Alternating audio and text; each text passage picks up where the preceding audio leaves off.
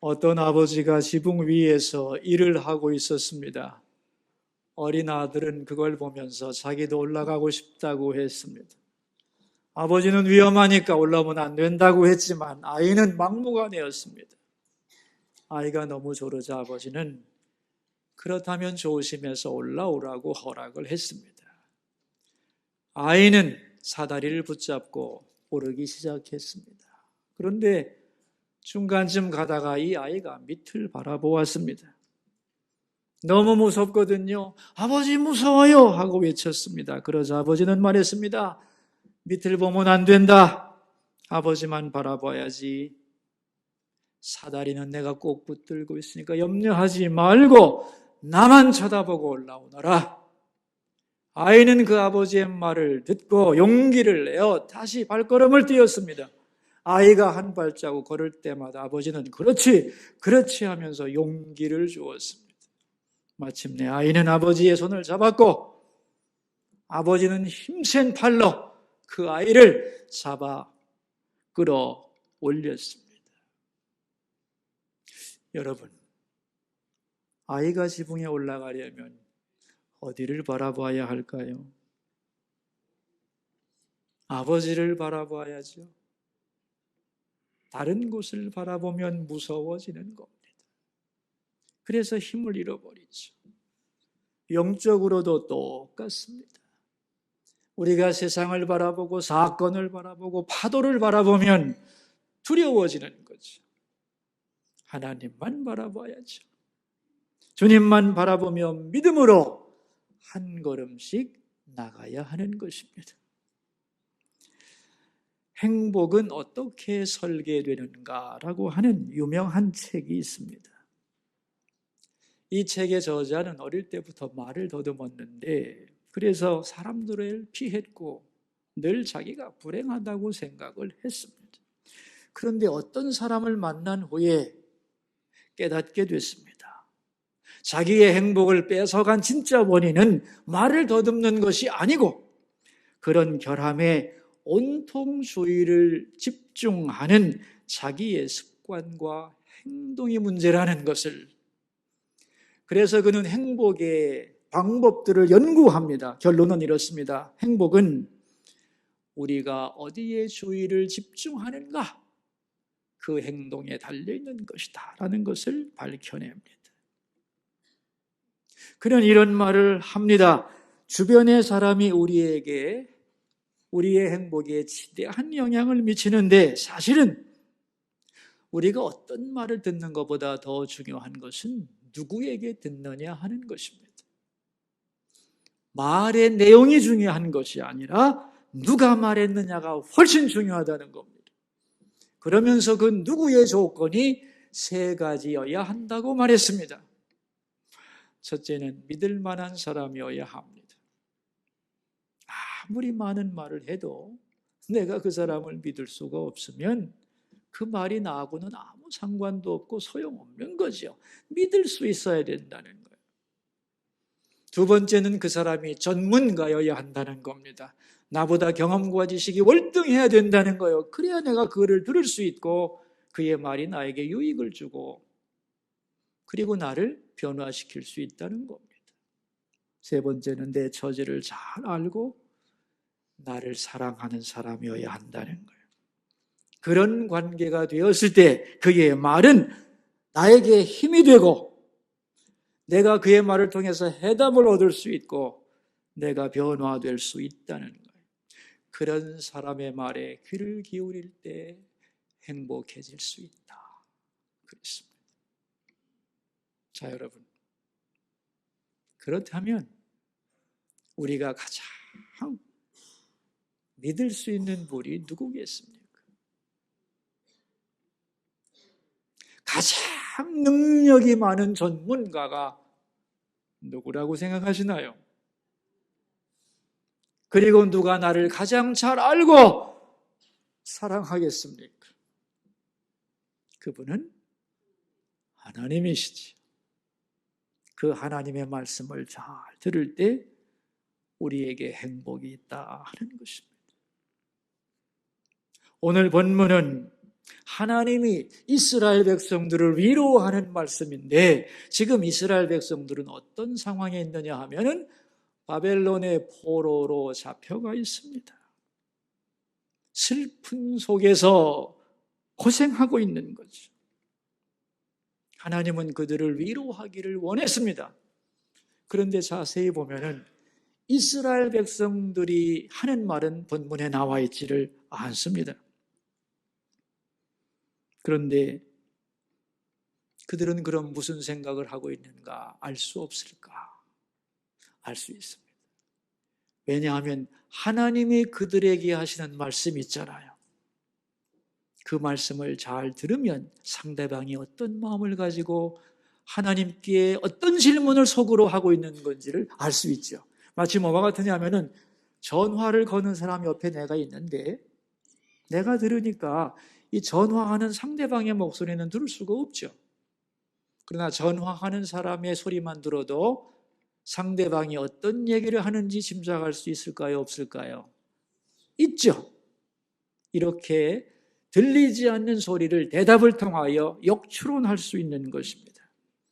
그렇게 해서 본문을 재구성하면 지금 이스라엘 사람들이 가지고 있는 생각이 세 가지입니다. 그들의 고민, 그들의 생각, 그들이 하나님을 향해 가지고 있는 질문 세 가지인데 첫째가 뭐냐? 지금 이스라엘 사람들은 자기들의 정체성에 대하여 혼란을 겪고 있습니다. 정말 우리가 하나님의 백성인가? 모두가 우리를 하나님의 자녀고 백성이라고 하는데 믿어지지 않는다는 겁니다. 정말 우리는 누구입니까? 이런 마음을 이스라엘 사람들은 지금 가지고 있는 겁니다. 두 번째는 하나님이 정말 계시냐는 거예요. 하나님은 계시고 세상을 다스리고 계시고 그리고 나를 사랑하시는가 아니면 나를 미워해서 버렸는가 여기에 대한 의심을 하고 있는 겁니다. 왜냐? 자기들의 형편이 노예거든요. 정말 하나님은 계시는가?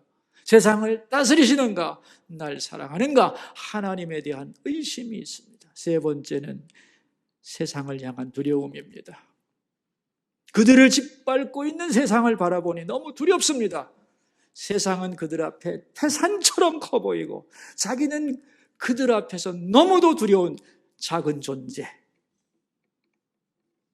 그래서 왜 나를 이 힘든 세상에 보냈습니까? 정말 내게는 아름다운 미래가 있는 것일까요? 이런 질문을 이스라엘 백성들은 하고 있는 겁니다. 그러니까 자기 자신에 대해서, 하나님에 대해서, 그리고 세상에 대하여 질문하고 있는 겁니다. 이 이스라엘 백성들의 마음이 오늘 우리들의 질문이기도 하죠. 이제 그런 마음을 가지고 있는 이스라엘 사람들에게 하나님은 말씀하는 겁니다. 왜? 그들을 사랑하기 때문에. 그리고 그들을 구원하는 것이 목적이기 때문에. 그래서 먼저 두 가지를 설명을 하는데 우리가 읽진 않았습니다마는 41장 1절부터 7절에는 두 가지를 말하는데 1절부터 4절에 보면은 내가 한 사람을 일으키겠다고 말씀합니다. 그런데 그 사람이 누구냐? 고레스 대왕입니다. 이 고레스 대왕은 페르시아의 위대한 왕인데요. 자, 여러분, 지금 이스라엘 백성들이 어떤 처지에 있다고 그랬죠? 바벨론의 포로가 되어 있습니다. 그런데 이 바벨론을 멸망시킬 나라가 페르시아입니다. 이 고레스 대왕이 바벨론을 멸망시키고 이스라엘 사람들을 해방시킬 왕이 바로 고레스입니다. 그런데 내가 그를 지도자로 일으키겠다는 거예요. 한 왕을 일으키고 그 앞에 만국이 무릎을 꿇도록 만들겠다는 거예요. 그게 4절의 얘기인데 같이 한번 4절을 읽겠습니다. 이 일을 누가 행하였느냐? 누가 이루었느냐? 누가 처음부터 만대를 불러내었느냐? 나 여호와라.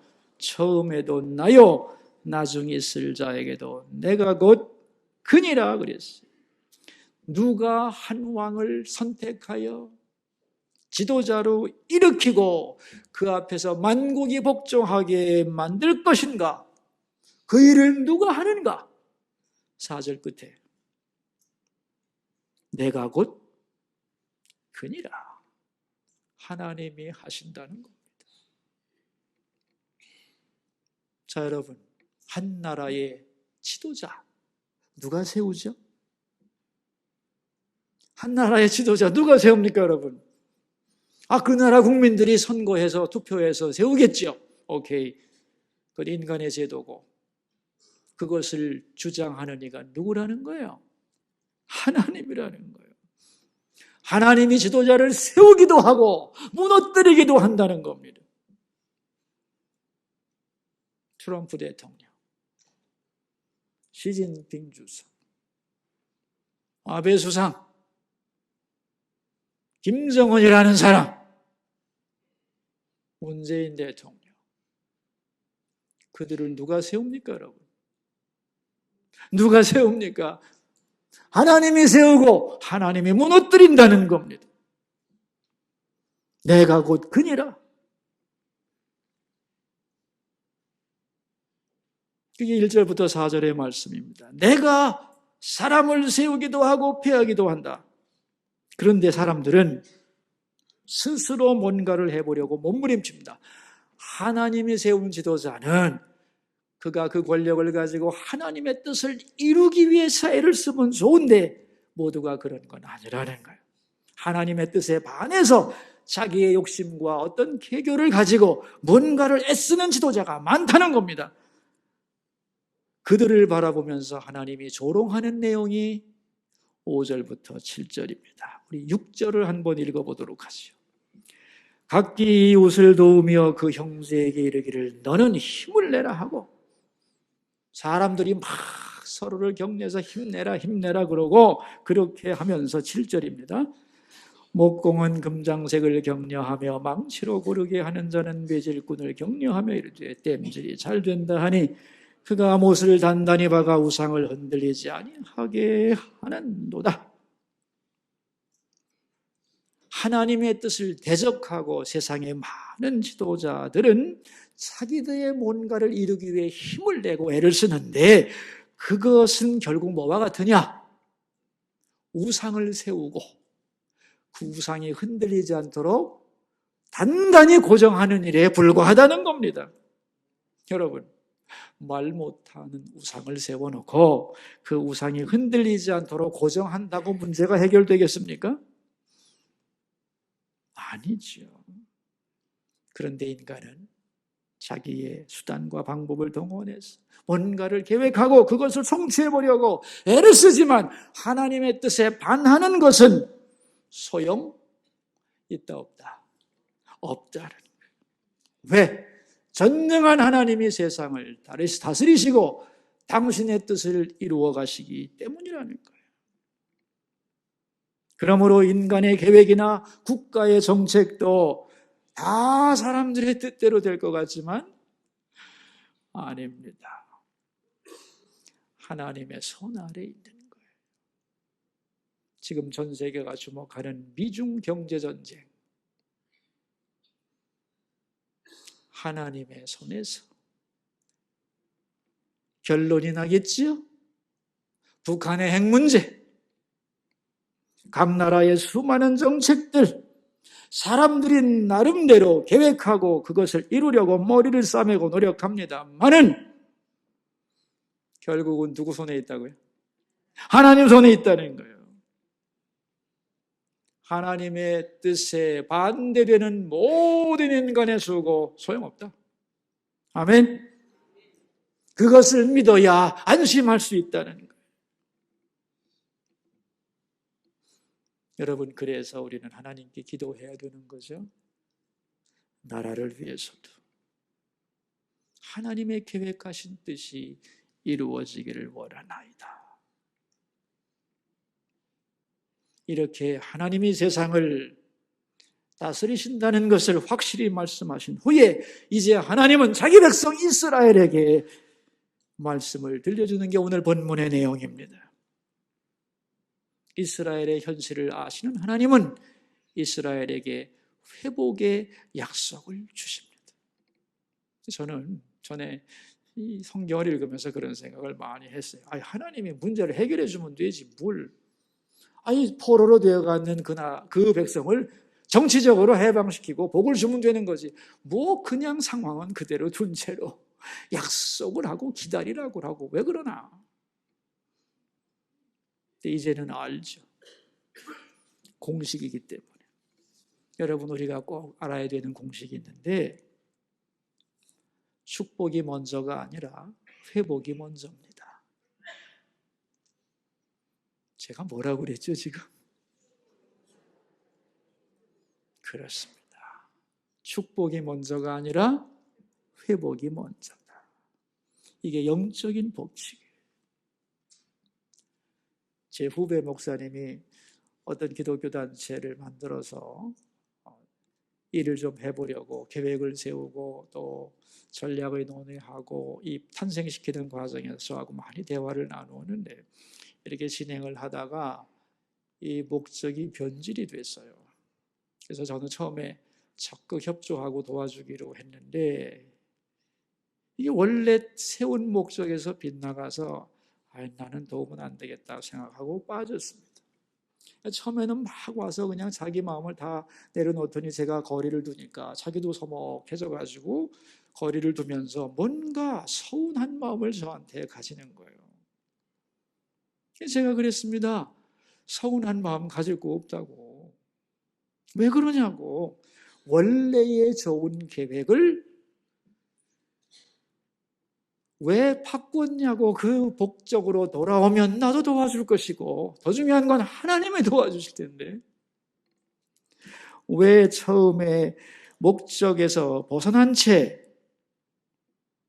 돕지 않느냐고 원망을 하느냐, 그런 얘기를 한 적이 있습니다. 여러분, 원래 계획했던 그 목적에서 벗어났다면 그것을 회복해야 돼요. 그럼 나머지가 저절로 이루어지겠죠? 저도 도와줄 거고 하나님도 함께 하시지 않겠습니까? 그런데 그렇게 하지는 않고 변질된 속에서 왜 돕지 않느냐고 하는 원망을 들어본 적이 있습니다. 여러분, 하나님과의 관계도 그렇습니다. 내가 원하는 축복, 내가 요구하는 내용, 그것이 이루어지기만을 원하지 근본적으로 하나님과의 관계의 회복을 원하지 않는 경우가 많은 거죠. 그래서 회복이 중요하다는 겁니다. 축복이라고 하는 것은 회복이 이루어지면 자연히 따라오는 결과인 거예요. 그래서 회복이 먼저고 그 다음에 축복이다. 아멘. 이 공식을 확실히 기억을 할 수 있기를 바랍니다. 자, 그렇다면 이제 무엇부터 회복해야 되느냐? 오늘 본문에 세 가지를 말씀하는 겁니다. 첫째는 뭐냐면 무너진 자기 정체성을 회복해야 된다는 거예요. 하나님의 생각에 지금 가장 이스라엘 백성들에게 시급한 건 뭐냐 하면은 너희들이 누군가를 바로 알아야 된다는 겁니다. 이스라엘의 너희들이 누구냐는 것. 이 정체성의 확립이 아주 중요한 거거든요, 여러분. 어떤 의미에서 사실은 우리 인생의 과제 중에 하나가 자기 정체성을 확립하는 거예요. 그 정체성이 확립되면 거기에 따라서 모든 계획과 그리고 가는 길이 정해질 수 있기 때문에 그렇습니다. 그런데 이 정체성이 확립되면 더 중요한 것은 어떠한 경우에도 고난을 이길 수 있어요. 자기 정체성이 확립되지 않으면 자기가 뭘 해야 되는지도 모르고 이 정체성이 약하면 환경에 의해서 지배를 받고 별거 아닌 일에도 무너지는 일들이 너무너무도 많은 겁니다. 이스라엘 사람들을 향하여 하나님은 이들의 정체성의 혼란에 대해서 가르쳐주는 거예요. 그게 8절인데 우리 8절 말씀 읽어봅시다. 그러나 나의 종 너 이스라엘아, 내가 택한 야곱아, 나의 벗 아브라함의 자손아. 이스라엘 백성들을 세 가지로 불러요. 나의 종, 내가 택한 야곱, 나의 벗 그랬습니다.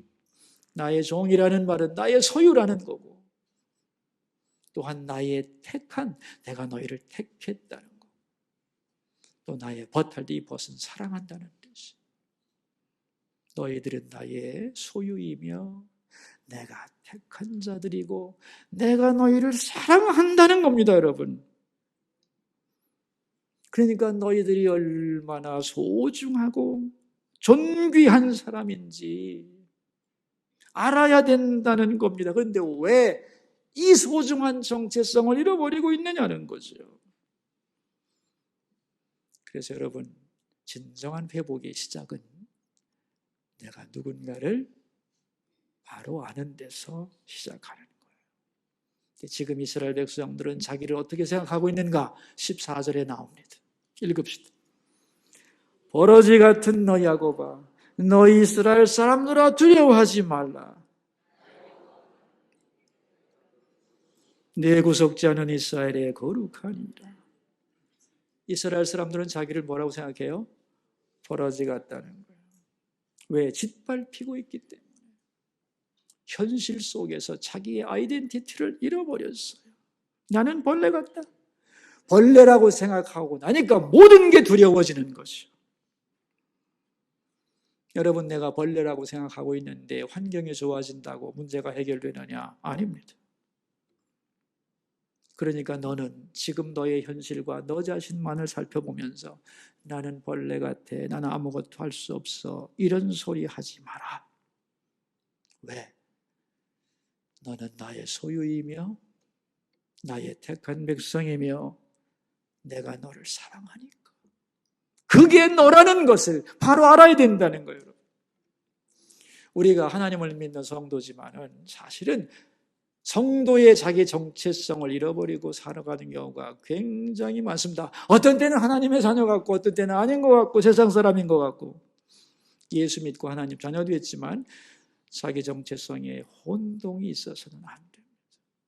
여러분, 마귀가 여러분이 뭘 가졌다고 두려워하겠어요? 여러분이 돈이 있다고 실력이 있다고 마귀가 두려워할 것 같아요? 얼마든지 흔들어 버립니다. 뭐가 있어야 흔들리지 않느냐? 자기 정체성입니다. 나는 하나님의 자녀다는 자기 정체성이에요. 그걸 가지고 있으면 흔들지 못합니다. 나는 하나님의 아들이다 라고 하는 고백을 하면서 물러가라! 물러가는 거지요. 이 자기 신앙적 자기 정체성이 얼마나 삶에서 중요하고 커다란 힘을 가지는지 우리가 다시 알아야 된다는 거예요. 너는 버러지가 아니다. 내가 사랑하는 내 자녀다. 이 정체성을 회복하라는 거예요. 자, 두 번째는 하나님에 대한 이미지를 회복시켜 줍니다. 지금 이스라엘 사람들은 하나님을 오해하고 있거든요. 하나님이 우리를 버렸다는 거예요. 그 버린 증거가 뭐냐? 우리가 포로이기 때문에 짓밟히고 있잖아. 그러니까 버린 거지. 그래서 하나님을 향하여 서운한 마음을 금할 길이 없는 거예요.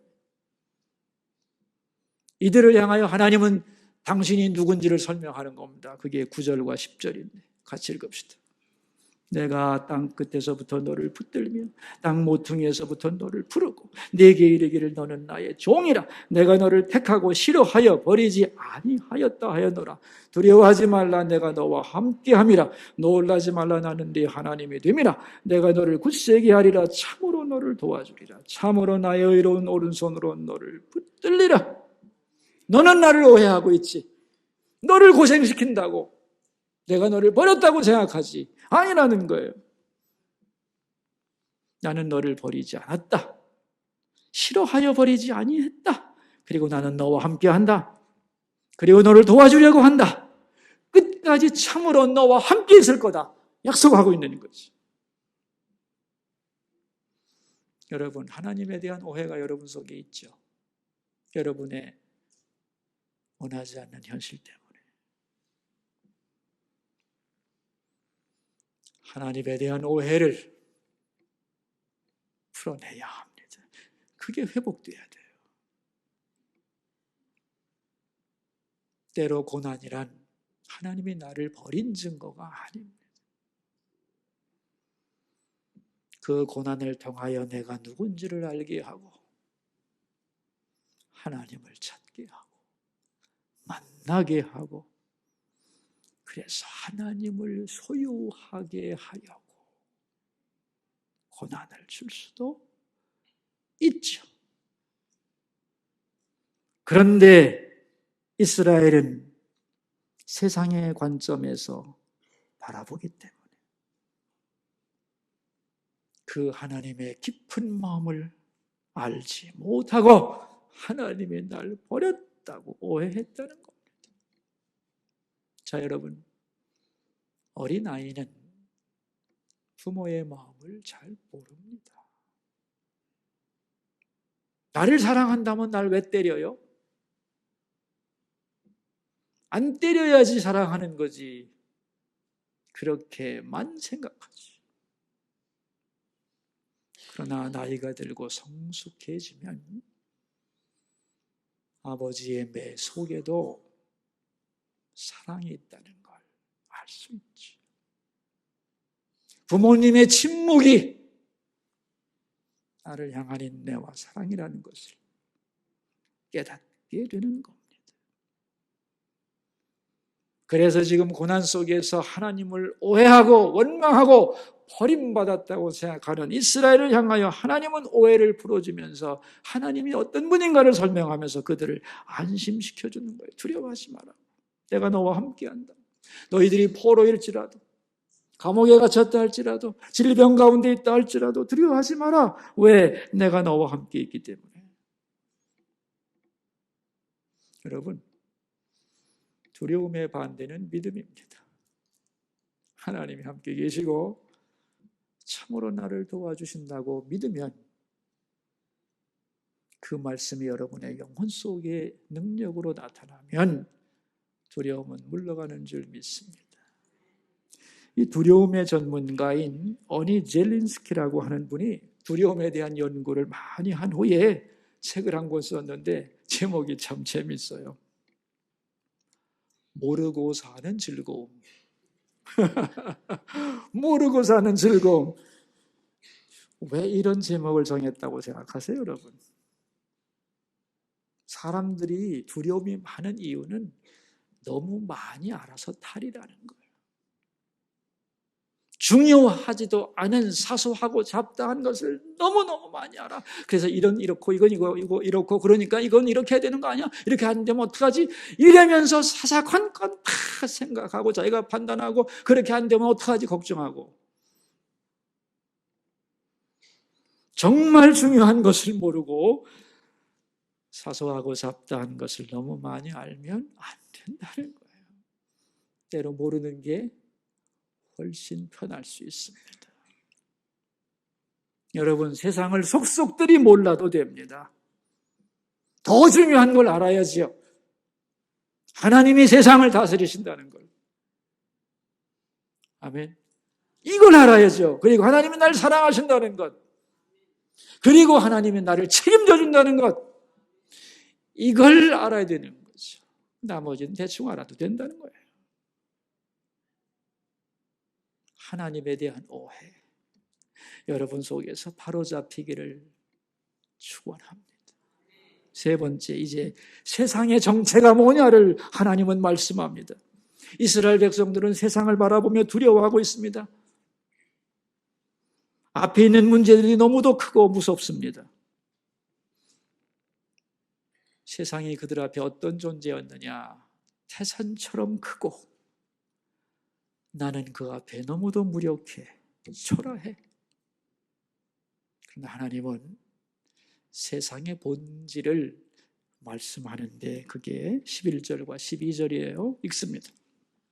보라, 내게도 하던 자들이 수치와 욕을 당할 것이요 너와 다투는 자들이 아무것도 아닌 것 같이 될 것이며 멸망할 것이라. 내가 찾아도 너와 싸우던 자들을 만나지 못할 것이요 너를 치는 자들은 아무것도 아닌 것 같고 허무한 것 같이 되리니 세상은 강한 것 같고 너희들을 압제하는 것 같고 그래서 너희들은 짓밟히고 있고 두려워 떨고 있지만 사실은 말이지 세상은 그렇게 강한 게 아니다. 그런 얘기입니다. 여기 15절을 보면 이렇게 나왔어요.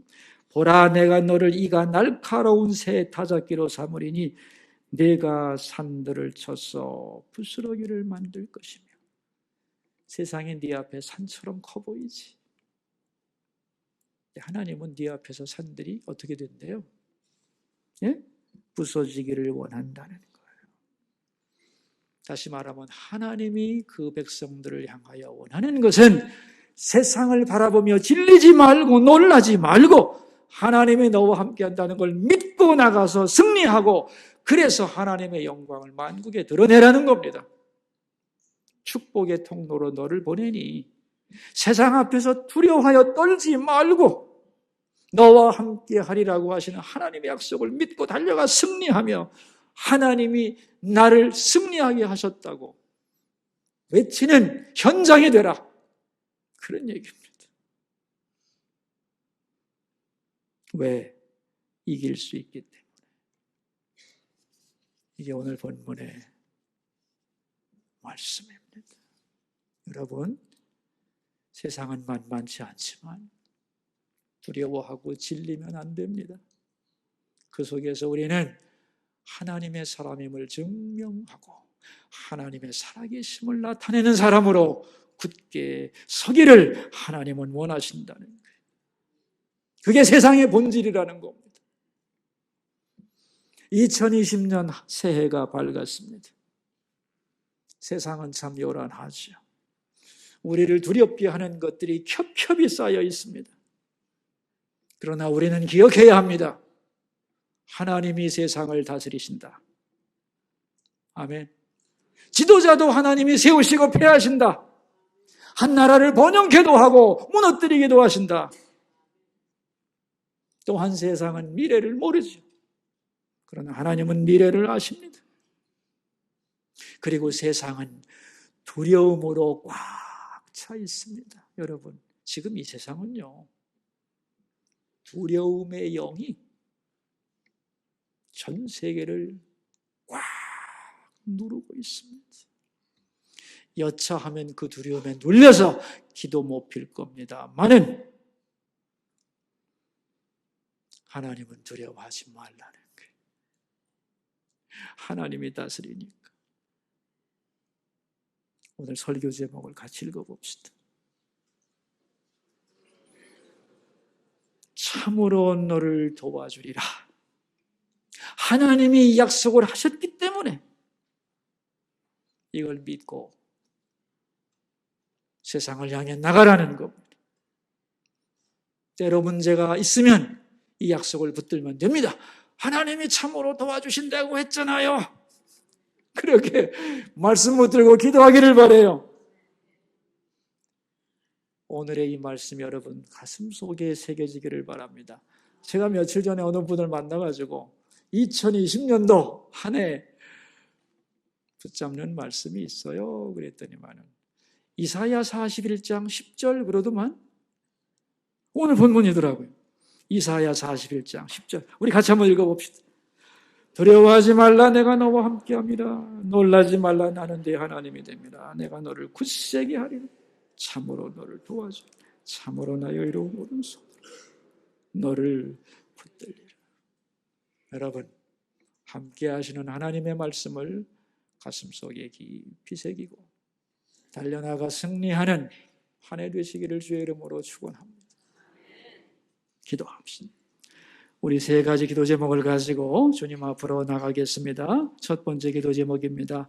하나님, 내가 누군지 바로 알게 하소서. 하나님 자녀로서의 자기 정체성을 회복하게 하시고 나는 벌레처럼 가치 없는 쓸모없는 인생이라고 자학하지 않고 나는 정말 하나님의 소유이며 하나님의 택함받은 자녀이며 사랑받는 존재임을 알게 하옵소서. 또한 하나님에 대한 오해를 우리 속에서 벗겨주시옵소서. 하나님이 나를 버린 것이 아니라 나와 함께하는 사랑의 아버지라는 것을 알게 하시고 세상에 대한 절망감과 두려움을 치료해 주시고 이 세상은 하나님이 나를 보내신 현장이며 나는 이곳에서 축복의 통로로 살아가야 하는 사람임을 알게 하옵소서. 우리 함께 기도하겠습니다. 여러분 소리내서 기도합시다. 말씀을 근거로 기도합시다. 하나님 나의 자기 정체성을 회복시켜 주소서. 내가 하나님의 아들이고 딸인 것을,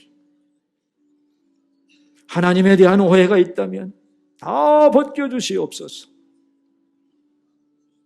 하나님이 누구신지 나에게 다가오시고 나를 싫어하지 않으시고 사랑하시고 붙드시고 참으로 도와주는 하나님이라는 걸 확실히 믿게 해주시고, 세상이 크고 두려워 그 앞에서 기죽지 말고,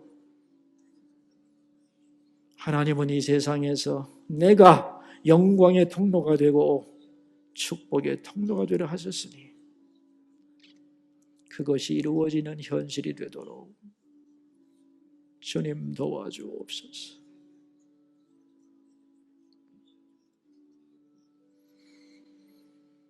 두 번째 기도 제목입니다. 우리 수서교회를 위해 기도합시다. 수서교회가 하늘과 땅이 만나는 곳이 되고 2020년도 한 해 동안 하나님의 뜻을 이루는 교회가 되게 하옵소서. 여기 와서 내가 누군 줄을 바로 알고 하나님을 확실히 알고 만나며 세상을 이길 힘을 공급받는 곳이 되게 하소서. 우리 교회를 위해 기도하겠습니다. 하나님 아버지, 우리가 소속되어 있는 수서교회, 하늘과 땅이 만나는 곳이 되기를 소망합니다. 올해 2020년 한 해 동안 하나님의 뜻이 잘 이루어지도록 도우시고 주님이 기뻐하신 뜻을 향하여 달려가게 하시고, 여기 와서 모든 성도들이 내가 누군지를 깨닫게 하시고 하나님을 바로 알게 하시고 세상을 이길 힘을 공급받는 장소가 되도록 축복해 주옵소서. 세 번째 기도 제목입니다. 우리나라를 위해서, 대한민국을 위해 기도합시다. 갈등과 불안과 두려움이 가득한 나라입니다. 이 나라를 하나님이 지켜주시고 이 나라의 주권자이심을 하나님이 나타내 주옵소서. 모든 것이 사람들의 얕은 계획대로 되지 않고 하나님의 선하신 뜻이 이루어지는 대한민국 되게 하옵소서. 기도하겠습니다. 하나님 아버지, 우리가 사랑하는 이 나라 대한민국을 위해 기도합니다. 우리 믿음의 선조들은 나라를 위해 기도를 많이 했습니다. 지금 이 나라를 위해 기도가 많이 필요할 때입니다. 왜냐하면 많은 갈등과 불안과 두려움이 이 나라를 덮고 있기 때문입니다. 하나님이여 이 나라의 주권자가 되소서.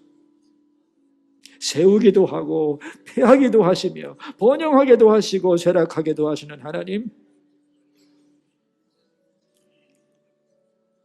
하나님을 반하여 인간들이 가지고 있는 계획대로 끌려가지 않게 하시고 하나님의 선한 뜻이 이 나라, 이 땅 위에 가득히 이루어지는 한 해가 되도록 복을 내려 주옵소서. 이것을 위해 많이 기도할 수 있도록 주의 백성들을 일으켜 주시옵소서. 하나님 아버지, 새해를 주시니 감사합니다. 우리는 세상을 바라보고 두려워하기도 하고 물질을 바라보고 보이는 환경을 생각하며 살아갑니다마는 그것은 우리에게 진정한 위로가 되지 못합니다. 오직 하나님 한 분만을 똑바로 바라보며 전진하게 하옵소서. 주님만이 우리의 도움이요 능력이요 피난처이며 인도자이심을 믿습니다. 주님의 날개 그늘 아래 거하게 하시고 그 말씀에 붙들려 살게 하옵소서. 오늘 이사야서를 통하여 주신 말씀이 내게 주시는 말씀이요 내 삶의 능력되게 하옵소서. 올 한 해도 두려움 없이 살아가게 하시고 참으로 너를 도와주리라. 이 약속 믿고 나아가며 이 약속의 성취를 경험하는 매일매일 되게 하옵소서. 존귀하신 예수님 이름으로 기도하옵나이다.